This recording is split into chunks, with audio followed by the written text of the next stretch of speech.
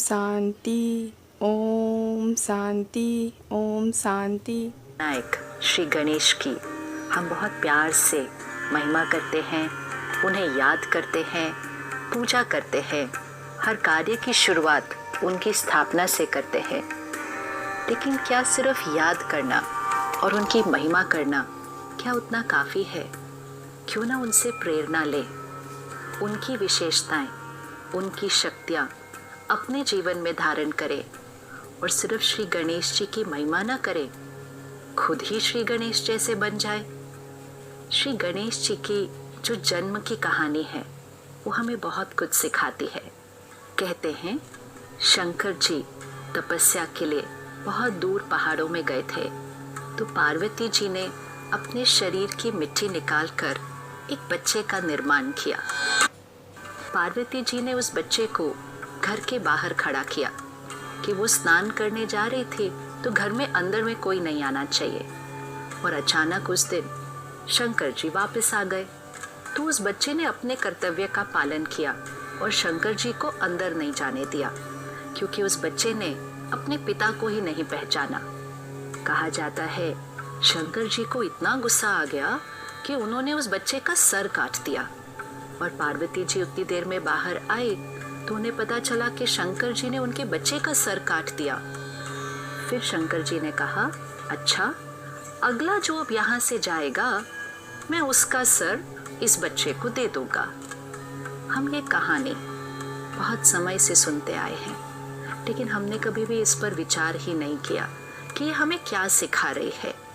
तो अगला जो वहाँ से गुजरा वो एक हाथी था, तो शंकर जी ने हाथी के सर को काटा और उस बच्चे पर लगा दिया और उस बच्चे को नाम दिया गणेश। ये कहानी क्या सिखा रही है हमें कि बच्चा अपने पिता को नहीं पहचानता। और शंकर जी देवता 10 साल की तपस्या बाद आए थे और इतना गुस्सा आ गया कि बच्चे का सर काट दिया। आज आप और मैं भी अगर 10 मिनट भी मेडिटेशन कर ले तो इतने शीतल और शांत हो जाते हैं कि ऊंची आवाज में नहीं बोल पाते हैं।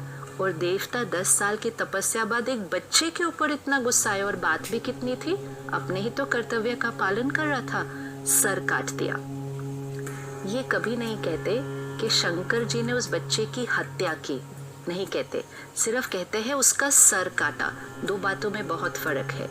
वैसे तो अगर बच्चे का सर काट दो या किसी का भी सर काट दो तो उसी समय उसकी हत्या हो जाएगी, लेकिन उसको हत्या नहीं कहते, कहते सर काटा और किसी और का सर लगा दिया। परमात्मा जब इस सृष्टि पर आते हैं तो हम अपने अहंकारवश परमात्मा को पहचान नहीं पाते हैं। बॉडी कॉन्शियसनेस, क्यों ये कहा जा रहा है कि पार्वती जी ने अपनी मिट्टी से बच्चे का निर्माण किया? क्या किसी देवी के शरीर में इतनी मिट्टी हो सकती है? क्या हमारे शरीर में इतनी मिट्टी है कि हम एक बच्चे का निर्माण करें?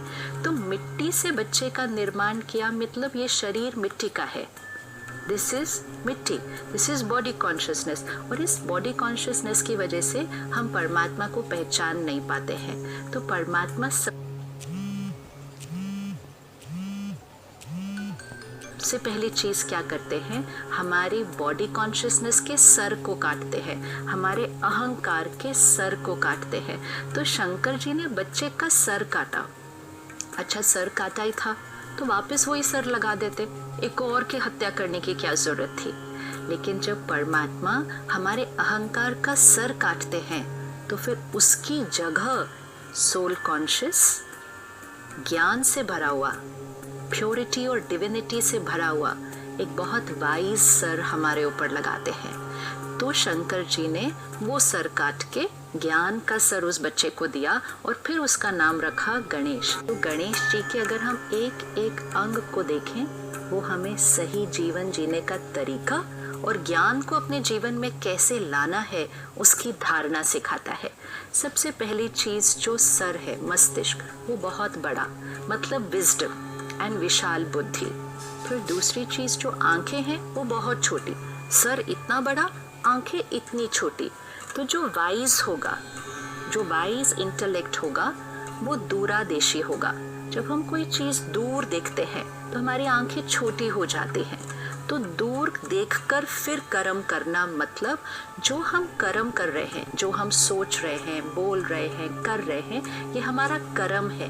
लेकिन कर्म करने से पहले उस कर्म के परिणाम के बारे में सोचकर फिर कर्म करना, तो wise intellect and far sightedness. फिर मुंह छोटा कि कम बोलना, लेकिन कान बड़े ज़्यादा सुनना, तो talk less and listen more. अब कान सिर्फ बड़े नहीं हैं, कान सूप जैसे हैं। तो सूप क्या करता है? छन्नी का काम करता है, अच्छी चीज़ को रखता है, कचरे को फेंक देता है। तो कान सूप जैसे हो, मतलब सिर्फ अच्छी बातों को ग्रहण करें, दूसरी बातों को तो अंदर जाने भी न दें। दुनिया में लोग कहते हैं एक कान से सुनो, दूसरे कान से निकाल दो, लेकिन ऐसा होता नहीं है। अगर हमने सुन लिया तो वो अंदर तो चला ही गया ना। तो अगर एक कान से सुना, दूसरे कान से निकाला, लेकिन बीच में ये आती है बुद्धि और यहाँ उसकी बात की छाप लग जाती है, तो सुनना ही नहीं है। आज मीडिया से, सोशल मीडिया से, आसपास के लोगों से हम कितनी बातें सुन रहे हैं, सुनते ही जाते, सुनते ही जाते, सुनते ही जाते, message after message after message सुनते ही जा रहे हैं, अंदर लेते ही जा रहे हैं। अगर हम इतना कुछ अंदर ले लेंगे और जिसकी क्वालिटी भी अच्छी नहीं है, तो हमारी स्थिति कैसी हो जाएगी। तो हमेशा कान सूप जैसे सिर्फ प्योर कंटेंट, अच्छी बातें, लोगों की विशेषताएं, सिर्फ उनको ही सुनना है और अंदर लेना है। फिर गणेश जी के 2 दांत हैं, लेकिन एक टूटा हुआ दिखाते हैं। एक दंत, 1 tusk is broken। इसका क्या मीनिंग है? एक दंत क्यों कहा जाता है? हमारे जीवन में ड्युअलिटी है, मेल फीमेल, रिलीजन, हिंदू, मुस्लिम, क्रिश्चियन, ड्युअलिटी एज बेसिस पे, रिलीजन बेसिस पे, जेंडर बेसिस पे, कास्ट बेसिस पे, प्रोफेशन बेसिस पे, सीनियोरिटी, कौन बड़ा है कौन छोटा है। जहाँ बॉडी कॉन्शियस होंगे, जहाँ ईगो होगा, वहाँ ड्युअलिटी होगी। परमात्मा आकर जब ज्ञान देते हैं तो सबसे पहली बात क्या सिखाते हैं? मैं आत्मा, तुम आत्मा, सारी ड्युअलिटी खत्म। 1 वर्ल्ड, 1 फैमिली, एक। ये जो ड्युअलिटी है ये सिर्फ सोल कॉन्शियसनेस से ख़त्म होती है। तो जब वो विजडम जीवन में आ जाए तो ड्युअलिटी ख़त्म, इसलिए एक दंत, 2 नहीं। फिर गणेश जी की सूंड दिखाते हैं। सूंड की क्या विशेषता है कि वो एक पेड़ को भी उखाड़ लेता है, लेकिन एक बच्चे को भी बहुत प्यार से उठा लेता है। वो ही सूंड से पेड़ भी उखाड़ा, वो ही सूंड से बच्चे को भी उठाया।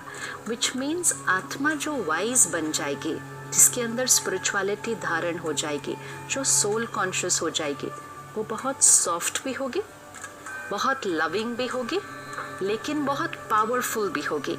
कई बार हमारे अंदर एक भ्रांति आती है कि स्पिरिचुअलिटी मतलब हम बहुत वीक हो जाएंगे, पॉजिटिविटी मतलब दुनिया हम पर ट्रैम्पल करके आगे बढ़ जाएगी। अगर हम बहुत सीधे होंगे, सादे होंगे, तो लोग हमें धोखा दे देंगे। But that's not true. Spirituality means the perfect balance of soft but powerful, love and low, ये दोनों का बैलेंस वो सूंड दिखाता है। फिर गणेश जी देवता हैं, लेकिन उनका पेट इतना बड़ा दिखाते हैं। बाकी सभी देवी देवताओं के जो शरीर है वो परफेक्ट दिखाते हैं, कंचन काया, लेकिन गणेश जी का पेट इतना बड़ा दिखाते हैं। जो वाइज आत्मा है वो हर बात को अपने पेट में समा लेती है। आज भी अगर कोई बात हर एक को सुनाता रहता है तो लोग कहते हैं इसके पेट में बात ही नहीं टिकती है, लेकिन गणेश जी के पेट को बड़ा दिखाते हैं, मतलब वो हर बात को अपने पेट में समा लेते हैं। इधर से सुना, उधर सुनाया, ये ज्ञान रूपी आत्मा की क्वालिटी नहीं होती है। और बड़ा पेट also signifies the power to accept. हर एक से मिले, हर एक के साथ काम करें, हर एक के संस्कार अलग अलग हैं, लेकिन हर एक को एक्सेप्ट करते जाएं, एक्सेप्ट करते जाएं, एक्सेप्ट करते जाएं, तो पेट बड़ा। फिर गणेश जी के 4 भुजाएं दिखाते हैं और 4 भुजाओं में बहुत सुंदर अलंकार है। एक भुजा में कुल्हाड़ी है। कुल्हाड़ी से क्या करते हैं? जो परमात्मा से ज्ञान मिलता है तो वो कुल्हाड़ी, ज्ञान की कुल्हाड़ी मतलब अपने विकार, अपने वाइसेस, अपनी नेगेटिविटीज़ एंड मोस्ट इम्पोर्टेंट अपने पास्ट रॉन्ग कार्मिक अकाउंट्स को काटना, उनको फिनिश करना। क्योंकि अभी हमें ज्ञान मिला है तो पास्ट का कोई भी कार्मिक अकाउंट आएगा, लेकिन ज्ञान से प्रेजेंट थॉट्स, प्रेजेंट बिहेवियर्स उस पास्ट के कार्मिक अकाउंट को काट के फिनिश कर देंगे। दूसरे हाथ में रस्सी दिखाते हैं, द रोप। ज्ञान यूज किया, मेडिटेशन किया, लेकिन धारणा तब होगी जब जीवन में डिसिप्लिन होगा। डिसिप्लिन, संयम, नियम, इसके बिना धारणा नहीं हो सकती। तो अपने जीवन को मर्यादाओं की रस्सी में बांधना है। ऐसा नहीं कुछ भी खाया, कुछ भी पिया, कभी भी सोए, कभी भी उठे, कुछ भी बोला, कुछ भी किया, पैसे कमाने गए तो किसी भी तरह काम कर दिया। ऐसी आत्मा वाइज नहीं बन सकती है। लेकिन जीवन को मर्यादाओं की रस्सी में बांध दिया। सही सोच, सही बोल, सही कर्म, सही खान पान, सही धन कमाने का तरीका, ये मर्यादाओं को रस्सी से बांध लो। फिर तीसरे हाथ को ब्लेसिंग देता हुआ दिखाते हैं। मतलब हाथ हमेशा ऐसे। आज अगर हम अपने जीवन में देखें, हमेशा सारा दिन हमें किसी से कुछ ना कुछ चाहिए होता है, और कुछ नहीं तो प्यार चाहिए, रिस्पेक्ट चाहिए, ट्रस्ट चाहिए, एक्नॉलेजमेंट चाहिए, अप्रिसिएशन चाहिए। ऐसे हाथ है हमारा। लेकिन गणेश जी का हाथ ऐसा नहीं है। गणेश जी का हाथ ऐसा है। मतलब चाहिए चाहिए कुछ नहीं, सब कुछ देना है, सबको देना है, एंड मोस्ट इम्पोर्टेंट सबको ब्लेसिंग्स देना है, दुआएं देना है। विच मीन्स कोई भी आत्मा आए, कैसे भी संस्कार हो, कैसा भी व्यवहार हो, वो अपने संस्कार लेकर आएंगे, वो अपने कर्म करेंगे, लेकिन हमारे से उनके लिए सिर्फ और सिर्फ pure thoughts, pure words, blessings. तो एक हाथ ऐसे, मतलब सबको दुआएं देते जाओ, दुआएं देते जाओ। फिर चौथे हाथ में मोदक है, और वो मोदक हाथ में होता है। मोदक अर्थात स्पिरिचुअलिटी को अपने जीवन में लाना सहज है, लेकिन केयरलेस होकर नहीं हो सकता है। Constant attention. मोदक बनाने में बहुत मेहनत लगती है, तो इट सिग्निफाइज कि स्पिरिचुअलिटी को पूरी तरह से अपने जीवन में ले आने में अटेंशन, कांस्टेंट अटेंशन, उतनी मेहनत करनी है। लेकिन एक बार वो मेहनत कर ली तो मोदक मीठा बहुत होता है, विच मीन्स मेहनत का फल बहुत मीठा होता है। लेकिन जब इतना सब कुछ अपने अंदर धारण कर लिया तो फिर महिमा भी मिलेगी, सफलता भी मिलेगी। बहुत लोग आपको अच्छा भी बहुत कहेंगे। उस समय ध्यान रखना है ज्ञान का अहंकार न आ जाए, विशेषताओं का अहंकार न आ जाए, जो कार्य परमात्मा आपसे करवा रहा है उसका अहंकार न आ जाए। तो मोदक बन तो जाता है, मीठा भी बहुत है, लेकिन गणेश जी उसको खाते नहीं है, हाथ में रखते हैं, विच मीन्स सफलता मिलेगी। महिमा को स्वीकार नहीं करना है, उसको सिर्फ हाथ में ही रखना है। तो किसी भी मूर्ति में गणेश जी को मोदक खाते हुए नहीं दिखाते हैं, सिर्फ संभाल कर पकड़े हुए दिखाते हैं। दिस इज अ रिमाइंडर कि the more we are on a journey of self transformation, people will have lot of nice things to say about us, but take care. अहंकार नहीं, सब अहंकार से सबसे बड़ा अहंकार होता है ज्ञान का अहंकार। एंड वो एक ऐसा अहंकार होता है, इतना सूक्ष्म होता है कि पता भी नहीं चलता कि ये अहंकार है। तो मोदक को हमेशा पकड़ के रखना है। फिर गणेश जी को बैठा हुआ कैसे दिखाते हैं? एक लेग फोल्डेड होता है और एक लेग नीचे होता है, और जो पाँव नीचे होता है उसका भी सिर्फ टो नीचे टच करता है, और हर मूर्ति में एक पाँव नीचे और एक पाँव ऐसा फोल्डेड है, विच मीन्स इस दुनिया में रहना है तो पाँव नीचे। Spirituality does not mean move away from the world, move away from people, stop working. No, पाँव दुनिया में रहेगा, सब कुछ करना है, सबके बीच रहना है, सारे रिश्ते निभाने हैं, काम कारोबार करना है, लेकिन सबसे डिटैच्ड भी रहना है। न्यारे और प्यारे सब कुछ करना है, लेकिन किसी भी चीज़ का प्रभाव हम पर नहीं आना चाहिए। सबके बीच रहना है, लेकिन किसी के संस्कार के प्रभाव में आकर अपने स्पिरिचुअल प्रिंसिपल्स को नहीं छोड़ देना है। तो रहना भी है लेकिन ऊपर भी रहना है।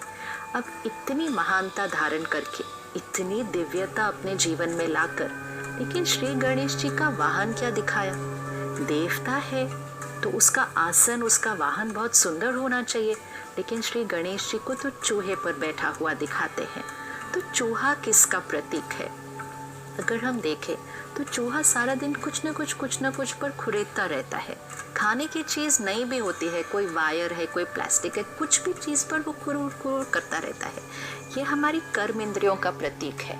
सारा दिन कुछ भी देख रहे हैं, कुछ भी सुन रहे हैं, कुछ भी खा रहे हैं, नहीं भी ज़रूरत तो पीते जा रहे हैं, जो सामने दिखा उसको सुना। तो चूहे की तरह कर्म इंद्रियों पर संयम खत्म हो गया है। ओम शांति, ओम शांति, ओम शांति।